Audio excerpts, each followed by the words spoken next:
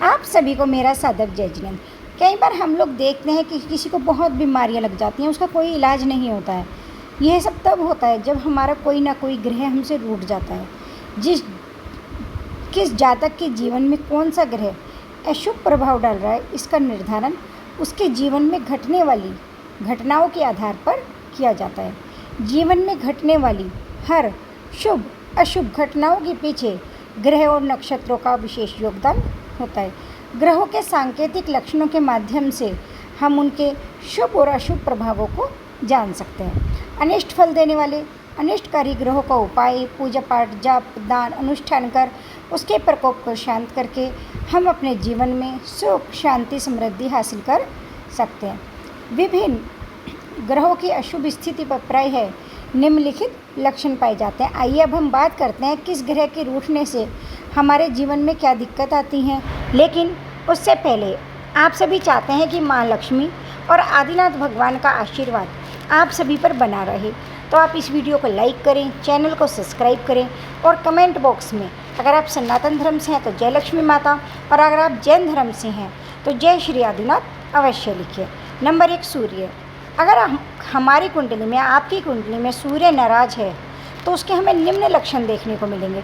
हमारे चेहरे से तेज गायब हो जाएगा, हमेशा हमें थका थका सा महसूस होगा, आलस्य महसूस होगा, हृदय के आसपास दर्द का अनुभव रहेगा, अक्सर हृदय का धड़कन सामान्य से ज़्यादा रहना या छोटी छोटी बातों से धड़कन का बढ़ जाना, हार्ट बीट बढ़ जाना, सर दर्द या बुखार से बार बार ग्रसित हो रहे व्यक्ति जो अपने संतुलन को खो बैठते हैं। दिमाग, समस्त शरीर का दायां भाग सूर्य से प्रभावित होता है। सूर्य के शुभ होने पर शरीर में अकड़न सी भी आ जाती है, मुंह में थूक बना रहता है, दिल के रोग हो जाते हैं, मुंह और दांतों में तकलीफ होती है,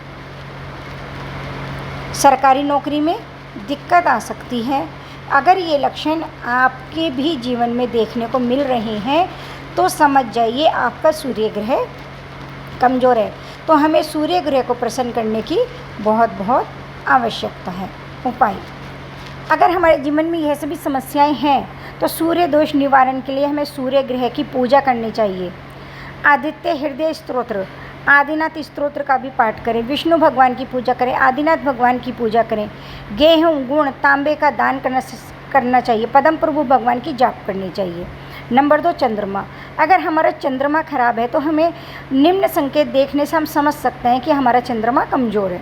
हमारा मन अक्सर दुखी रहता है, निराश रहता है, छोटी छोटी बातों पे रोना आ जाता है, मानसिक रूप से अक्सर या हमेशा बेचैनी हम महसूस करते हैं, अंधेरे से हमें डर लगता है, पूर्णिमा या अमावस्या को मानसिक तनाव हमारा बहुत ज़्यादा बढ़ जाता है, जो कार्य हम करते हैं उसमें हमारा मन भी नहीं लगता है, या पर्याप्त मेहनत करने के बाद भी हमें सफलता नहीं मिलती है, प्रियजनों के साथ न चाहते हुए भी हमारी उनसे अनबन हो जाती है, सर्दी जुकाम की समस्या पीछा नहीं छोड़ती है, मिर्गी का रोग, पागलपन, बेहोशी, फेफड़ों संबंधी रोग, मासिक धर्म का गड़बड़ाना, स्मरण याद करने की शक्ति कमज़ोर हो जाना, मानसिक तनाव, मन में घबराहट, बेचैनी, तरह तरह की शंकाएं, अनिश्चित भय, व्यक्ति के मन में आत्महत्या करने के विचार आना, यह हमारे सब कमज़ोर चंद्रमा होने के लक्षण हैं। अगर हमें यह सब लक्षण दिख रहे हैं तो हमें सर्वप्रथम तो चांदी के गिलास में पानी पीना चाहिए।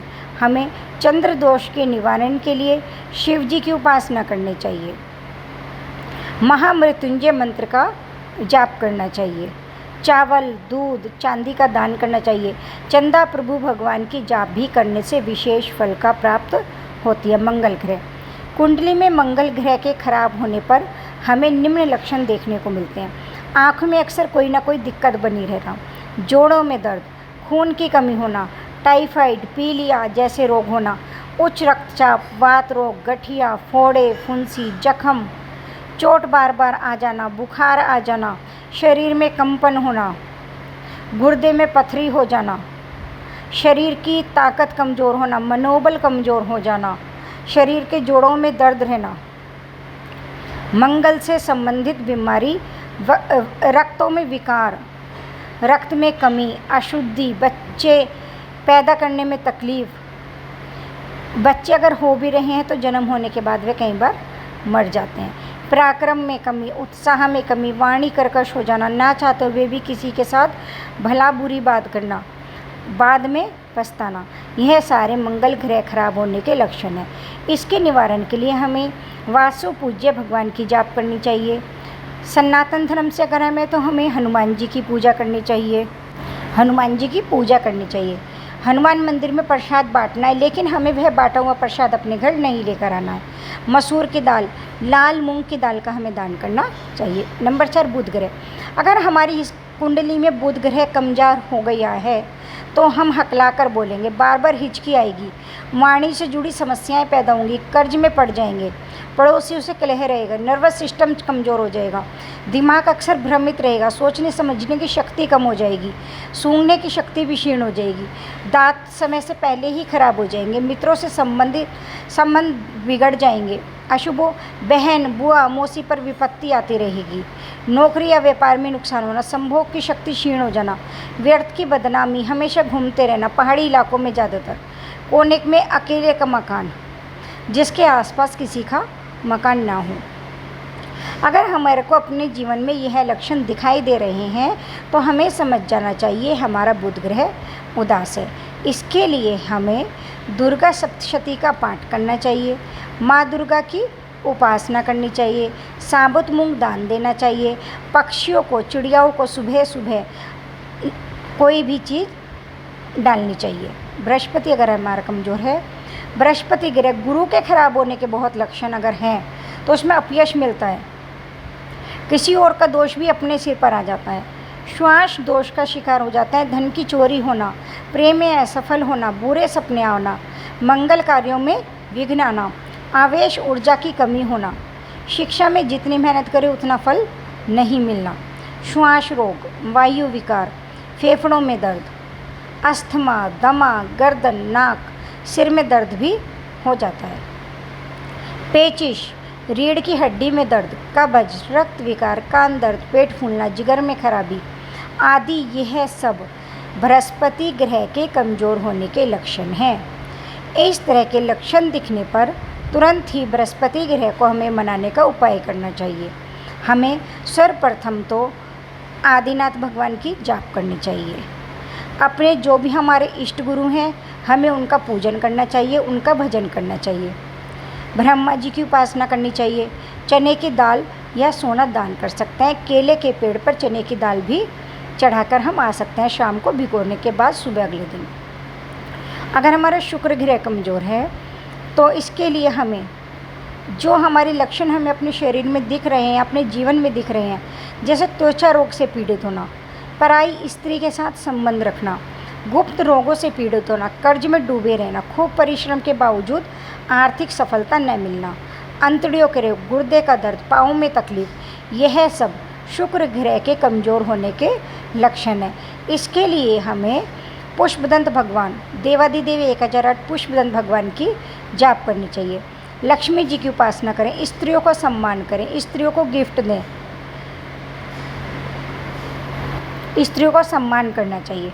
अगर हमारा शनि ग्रह कमज़ोर है तो हमारे से कर्मचारियों से मतभेद रहेगा, कार्य विलंब से होएगा, सिर की नसों में दर्द बना रहेगा, पूर्व ही सिर के बाल झड़ जाएंगे, फेफड़े सिकुड़ने लगेंगे, सांस लेने में तकलीफ, हड्डियां कमज़ोर हो जाएंगी, जोड़ों का दर्द भी होगा, रक्त की कमी, रक्त में बदबू बढ़ जाएगी, पेट संबंधी रोग, पेट का फूलना, सिर में दर्द बना रहना, नसों में तनाव, अनावश्यक चिंताएं, घबराहट, डिप्रेशन।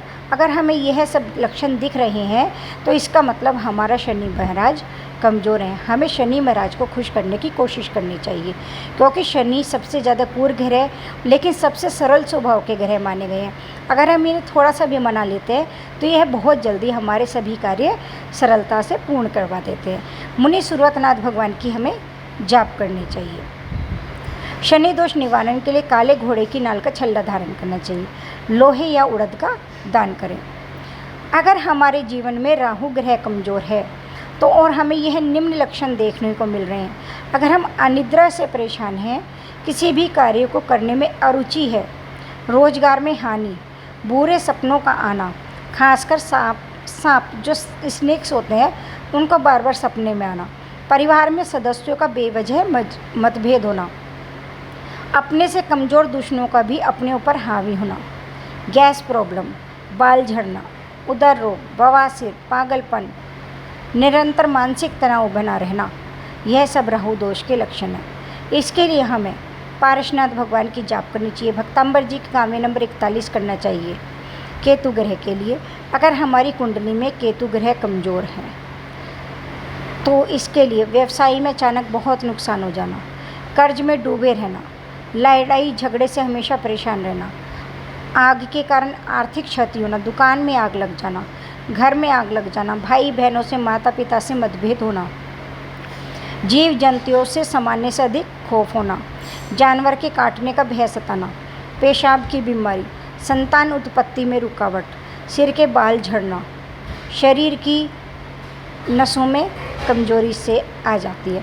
अगर केतु के अशुभ प्रभाव से चर्म रोग भी हो जाते हैं, कान खराब हो जाते हैं, सुनने की क्षमता हमारी कम हो जाती है, कान के रीढ़ की, घुटने, जोड़ों में हमारे दर्द की समस्या उत्पन्न हो जाती है। अगर हमें यह लक्षण दिख रहे हैं, इस तरह के लक्षण दिखने पर हमें केतु दोष निवारण के उपाय करने चाहिए।